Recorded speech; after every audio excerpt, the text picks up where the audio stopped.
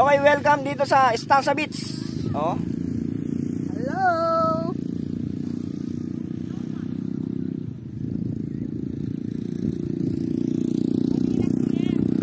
So ito na naman tayo sa ating panibagong destinasyon. First time natin dito at mapapansin nyo, napakaluwang. Yan. Walang masyadong ano rito, nagpaparty lang ng maraming cottage. Ang maraming pinaparty lang rito ay mga ATV. Tulad na nasa likuran ko na yon. Ayun oh. Yan. Mga nagpapahire ng ATV. Yan oh.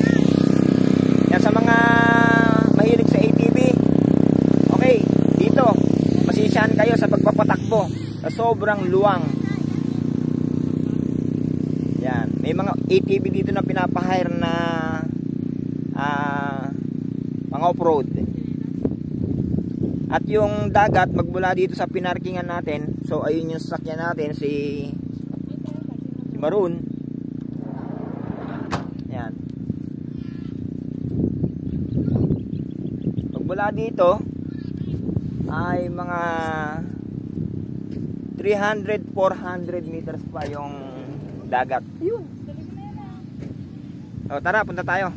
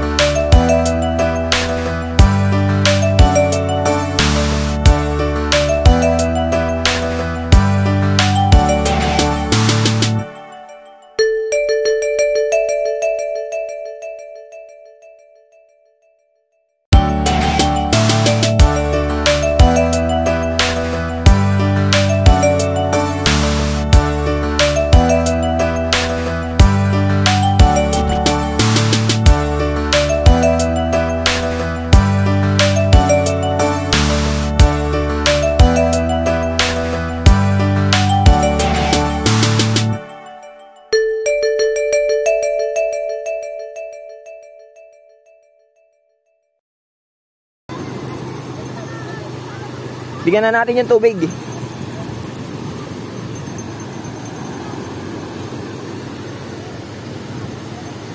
So, malinaw din. Yan, oh.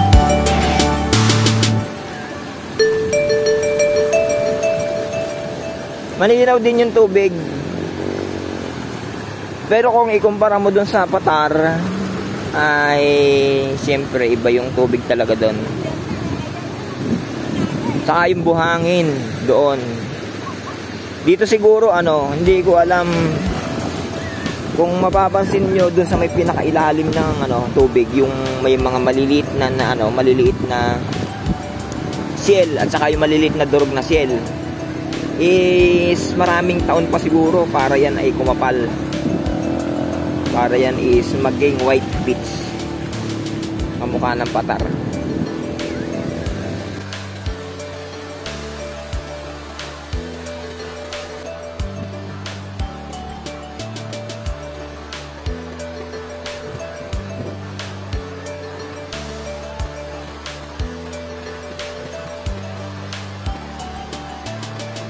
Hindi ko alam kung maglulublob ako dito o ano. Natutuwa lang ako makarating sa ganitong klaseng lugar. So meron pala ditong mga mga bangka ng mangingisda. Yun oh. Ibig sabihin may mga mangingisda dito na pumupunta sa laot para mangisda. So yung swal pala ay ando doon pa sa may banda na yan. Yan.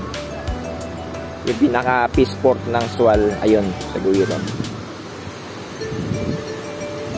Stanza Beach.